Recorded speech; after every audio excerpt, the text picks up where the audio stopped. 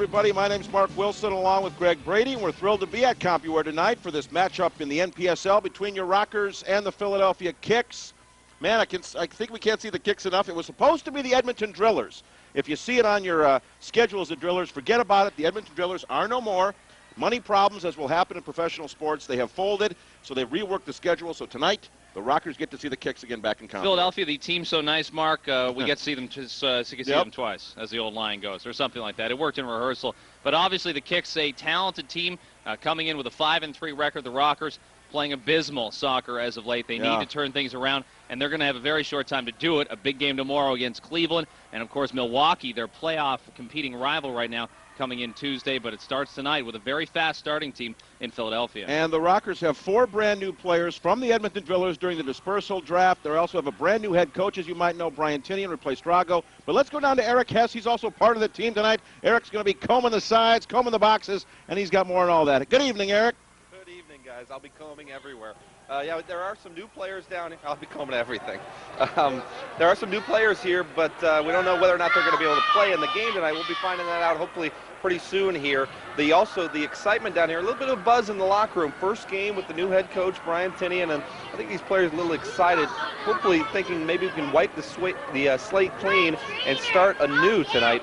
They're a little bit excited to hit the field here and hopefully do better than they have against this Philadelphia team. They're 0-2 against them this year. That's the story down here, guys. Back to you.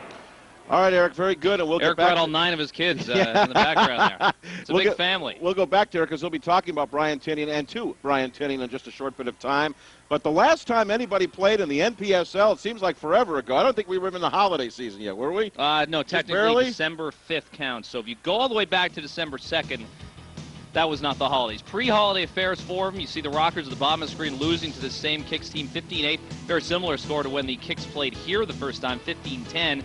We'll see if we see a third time the charm, a similar pattern tonight. Kansas City a win over Cleveland. We mentioned Cleveland because they're in town to play the Rockers tomorrow at the Palace. 1:05 start in Auburn Hills, and Baltimore and Harrisburg continue to win and play well in the National Conference. Well, you're right about the games coming up for the Rockers, too, and that Philadelphia game was big. We had a hat trick in that game. We'll tell you about that in a little while. Now, the standings for your National Conference, there's the Rockers at the bottom. Now, it may look bad. It does look bad. Okay, it does look bad at 1-8, and Toronto, of course, the expansion, Thunderhawks at 8-2. But look at the bottom of that there, because one of those 2 teams at the bottom, Milwaukee, Detroit's going to make the playoffs since 4 teams get in. So basically, you're talking about a Rockers team right now, Greg, that's a game back of the Milwaukee Wave. If you're, let's put it this way, Mark, if you're going to suck out of the gate, it's best to do it in the National Conference, because there's 4 very mediocre teams there and maybe a couple bad ones to boot. Kansas City, nothing's for sure there. I mean, we're barely through a quarter of the schedule, and really the Rockers, if you want to really put a positive spin on things, 3 games out of second place. In the American Conference, the Baltimore Blast still doing their blasting at 8-1. There's Harrisburg. Not a surprise team, but a good start for them at 6-3. Then the Philadelphia Kicks were in tonight. In fact, currently on the field taking their workouts here at 5-3. And then there's Cleveland and Buffalo pulling up the rear in the American Conference. That's the one thing about these games, even early in the season, when you've got 4 teams making the playoffs out of 5, every game's going to be competitive. Cleveland and Buffalo have a lot of jockeying for position to do. Same thing as Detroit and Milwaukee, and we'll see that when the Wave come in Tuesday night. And there are a lot of games on tap tonight, if you will, in the NPSL, starting with the Kicks and the Rockers, as it always does, because all roads lead to the Kicks and Rockers game.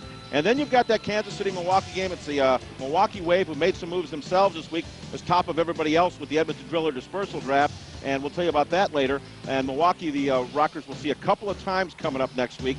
Harrisburg and Cleveland, Wichita, Toronto. And that Baltimore-Buffalo game, Greg, maybe the biggest one of the night outside of this one for the Rockers fans. Right, as it is, they're playing that one inside in Buffalo, which I think is a good move because it's tough to get those corner kicks. 3 feet of snow going on. It's very difficult. We tried it out in the parking lot earlier. It didn't work well on the lease, so thank goodness for indoor facilities in the NPSL. Now, what about the difference between the Rockers at home and on the road? They've had so many problems, both places really, but they did have the 1 win here at least. Yeah, they've been bad at home and worse on the road. Yeah, I guess that's the bottom line right now. A 1-3 start here, including 1 loss at the Palace of Auburn Hills. They're going to play 5 games up at that facility, all in all, 15 here at CompuWare in Plymouth. 0-5 on the road. You just shake that up to bad starts. They haven't been able to get out of the gate early in any of those contests, not even the overtime loss to Toronto, which really was their best chance to get a 2-point victory away from home. And those 7 straight losses now start to loom big, and that's why exactly Brian Tinian is now your head coach of the Rockers. And Drago is no more. Drago's used. What's going to happen with Drago retirement night now? Very difficult. Do Maybe they may retire number? our numbers instead. Well, they retired Drago before they retired the number. Yeah, yeah, Drago retirement night, nobody actually attended. It was done by fax. We certainly wish our best to Drago Absolutely. in his future endeavors. Great guy. What a character he was. But a change needed to be made. And Brian Tinian is back. He's the guy that led the Rockers to the 1992 NPSL championship. He knows a little bit about winning. Yeah. And Eric Hess knows a little bit about catching up with the new head coach of the Rockers making his home debut tonight, Brian Tinian.